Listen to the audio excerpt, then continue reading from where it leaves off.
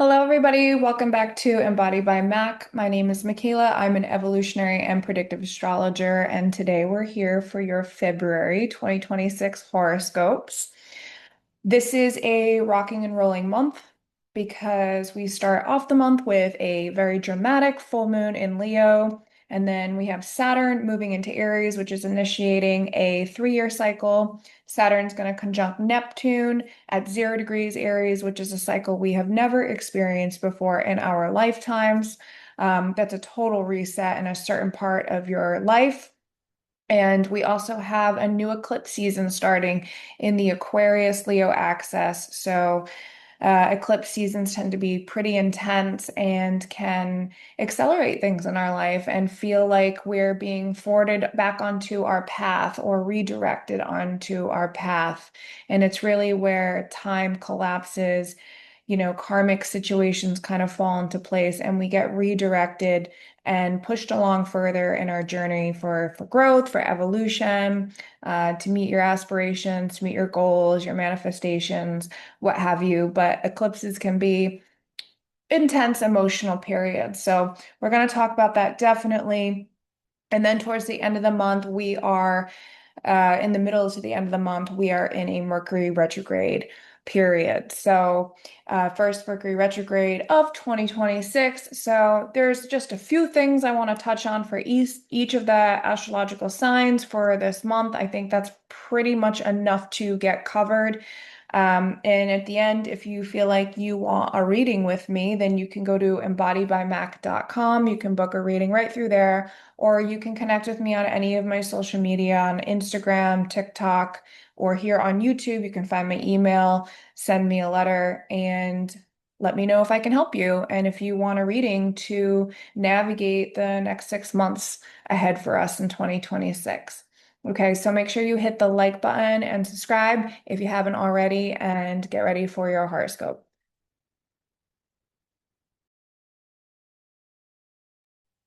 Capricorn. So we start off the month of February with a full moon in your eighth house. Okay. So this is an illumination on an area of your life that tends to be deeply personal and psychological, right? So this is a time when you're going to probably have some deep transformation when it comes to trust, intimacy, attachment, shared resources, shared finances, and anything that could deal in your life with sense of like betrayal, mistrust, and abandonment. Okay, Capricorn, you tend to be very pragmatic, very self-driven, self-determined, and strong. Okay, so it can be very intense for you to allow somebody in on this psychological and emotional section of your life, right? That means I trust you, right? Really trust you. But here you get a time to like reclaim what it means to have trust and power when it comes to sharing things and shared resources in your life, especially if you feel like you work really hard and like wondering if partner works just as hard as you and do they deserve like as much as I give, like there could be dynamics that are showing up there when it comes to shared intimacy or shared resources. Maybe you need to reclaim your power in a intimate dynamic, right? And that doesn't mean just sexual partnerships are, your husband or your wife or your lover. That can also mean like business partnerships too, where you share intimacy on a level of like a business transaction and a trust with money and a trust of shared resources when it comes to your livelihood, okay? So there could be this emotional intensity, but deep inner transformation when it comes to this area of your life, okay? And also a desire to reclaim hidden power within yourself. Say you're not coupled with somebody in business or love affairs, right? A desire to reclaim your sense of personal power. This is what I'm worth, this is what I see, and that could come to an illumination of like this deep emotional transformation, this reckoning within you on a psychological level. So this could also mean a financial and emotional entanglement is reaching a turning point or a culmination. Maybe there's an ending in a partnership that's happening, or maybe there's a release of some joint finances or resources. Maybe you sold a house, maybe you ended a car lease, maybe you're a nonprofit giving up your foundation. Many dramatic events could happen, okay? It is Leo, so sometimes I think it tends to be a little bit more on the dramatic side, but it could also just mean that you're letting go of your fear and attachments to like shame and not being able to expose yourself and not being able to shine in like the way that you want to or maybe you feel shame around really wanting recognition and authority and you've always felt kind of like shameful like it was the wrong thing and maybe you're releasing that attachment and you're like I do deserve this, I do deserve the recognition, I do deserve the authority, the fucking role, the advancement, okay? There could be like a breakthrough that either with intimacy within yourself or with partnerships, okay? You could also have a heightened intuition and awareness around the motivation of other people. Just because like we can get our spidey senses turned on in the eighth house, you've got a full moon there. That means the emotions are linked inside of the eighth house right now. That means your intuition's probably more likely spot on. We're going to move on to February 13th, where we're going to have a massive new cycle happening in your fourth house, where Saturn and Neptune are having a new beginning at 0 degrees, which is a world point in Aries in your fourth house, which has to do with your home life and your family life. So here you're looking at two different types of energies. Like one wants to bring structure and one dissolves it, right? One wants to bring connection and ultimate meaning, and one wants to have boundaries. So there's probably conflicting behavior around what do we do? What do we do in our home life, and in your inner world, right? In your inner sense of self and identity, and what is that looking like as well? It can be going under serious renovation, essentially, like home renovation. That can be literal or metaphorical. Like, and I mean home is like the inner worlds that you live in. So this could be feeling torn between wanting like stability and then also wanting freedom in the home life. You could be having serious conversations about moves, moving home, moving actual state, maybe even moving country because Neptune's there. But there's decisions being made, or maybe there's a shift in like what family lo roles. I'm sorry, I'm talking too fast. Roles will look like, or maybe you're thinking about adding a new member into your family. Saturn can be a serious commitment entering your life. Maybe you're getting a roommate. Maybe somebody has to move in with you. Um, there can be some change there when then there's like a lack of boundary or privacy connected into the Neptune realm as well. Ultimately, it's here to heal dynamics around your self-identity and your home life. Maybe you need to allow more compassion into this area of your life. Maybe you need more healing. Maybe you're looking for more connection. You could very much get that if that's what you're looking for with Neptune there long term.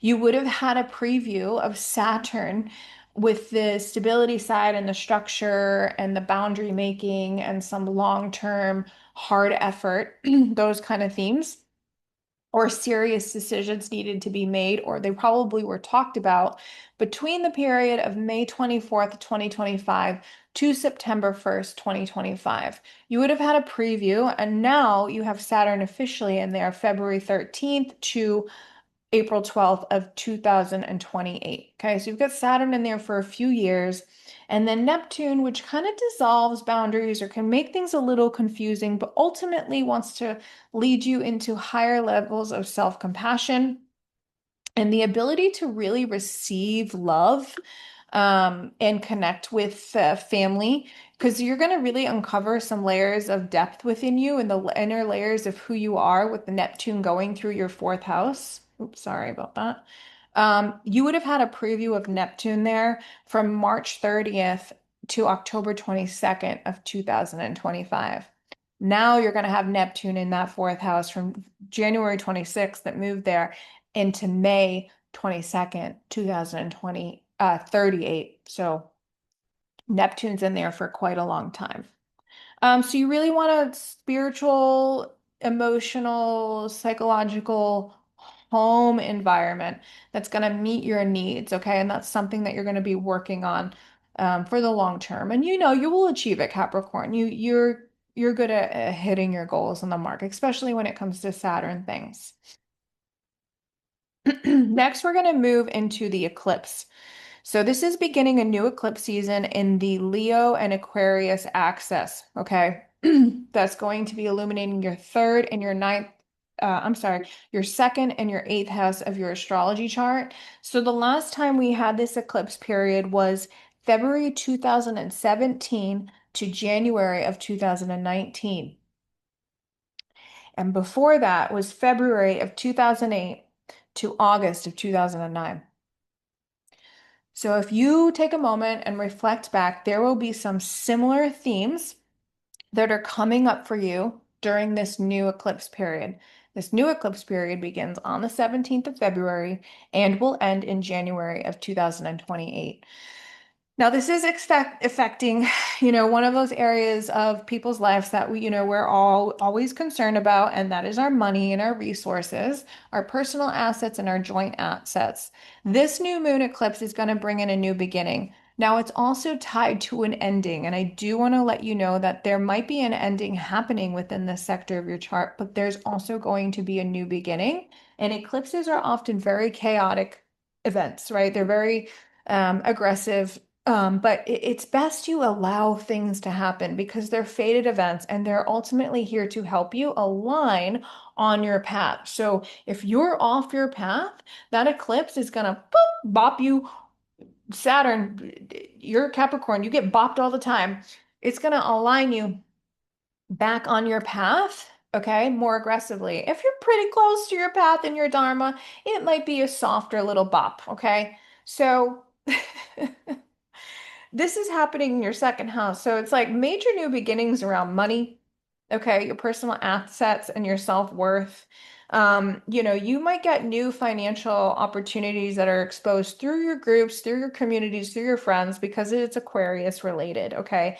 But this is definitely a reset of your values and your vision and what you consider of your own personal value that's going to lead you to money and growth down the line. Okay. So there could be sudden shifts in your income and in your possessions and ultimately your priorities. Now, I don't want you to be scared. The eclipses are not going to, um, not give you something without taking something away. So maybe you just are having a redefining moment on like a car payment or like a mortgage or like what's it worth living in this community? Like, do I need to live in this fancy high-end community, for instance, or like whatever, when I could, invest my money and my time and my assets into building something that would have more long-term value or sustainability, right? Maybe you're leaving a big fancy house and getting into buying multiple houses and renting it out and creating a real estate business instead, right? You're just gonna have this like breakthrough when it comes to your self-worth and your vision tied to it. And that ultimately will lead to the emotional breakthrough that will lead to a breakthrough in your values, which will lead to a breakthrough in how you're earning your money and your assets, right? And what that's looking like. So, it's also about letting go of outdated beliefs around your self-worth, right? So your self-worth is super attached to your money that you make and the confidence that you make when it comes to that, right? So there's a new beginning when it comes to your relationships, basically with your material resources. Maybe you're learning the value of like you hate designer things, right? Maybe you were a designer person and like now you're just like doesn't make sense. Or maybe you feel like you've reached a new potential of wealth that your status is not clinged to. Designer purchases or designer things and so forth, right? That could very much be something that's happening as well. So then we move on to the final thing I wanted to point out for the month of February, and that is Mercury retrograde begins in Pisces in your third house. Now, this is going to go until March 20th. Okay, so please do not make any massive changes or decisions when it comes to communication, contracts being signed, relationship shifts or changes. okay, until I would say you have clarity on March 20th.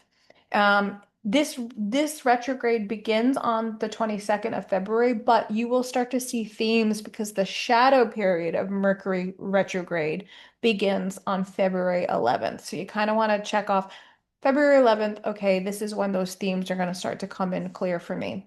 So you're going to be revisiting your communication style and your communication patterns during this time. You might have more foggy thinking during this time, but your intuition also might become a little bit more clearer, but you don't maybe know how to communicate that as easily. Maybe that's a little hard to do. You could also be revisiting old ideas and especially writing projects or publishing projects that need to be finished or conversations that need to be finished. Maybe you're deciding that you want to start a blog or a Substack or a website or a podcast, and you're just kind of dealing with the nuances and the issues with the technology and the ideology and the branding and the name and so forth, right? Those could be themes that are coming up for you. Again, it could be tied to your self-worth and your self-value and these new ways that you might start to make money and income. Um, you could expect miscommunications with your siblings and neighbors, and potential coworkers as well. So again, be careful of sending that draft email. Be careful of sending that text message. Know that you might get those slip ups coming in on your end too. And ultimately, a Mercury retrograde is here to revise, revisit, redo, relook at, anything with a re. It's here, it's symbolic of those kind of things. And lastly, you could get like intuitive insights around your mindset, and this could lead to, what are you doing with your social media? That's kind of like a third house thing too.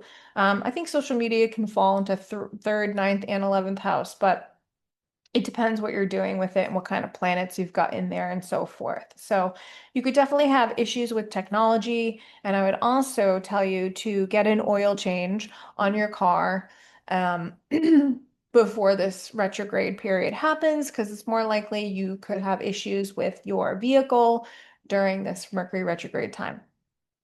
So, Capricorn, that's what I got for you for February, and I hope you have a great month, and I will catch you on the other side.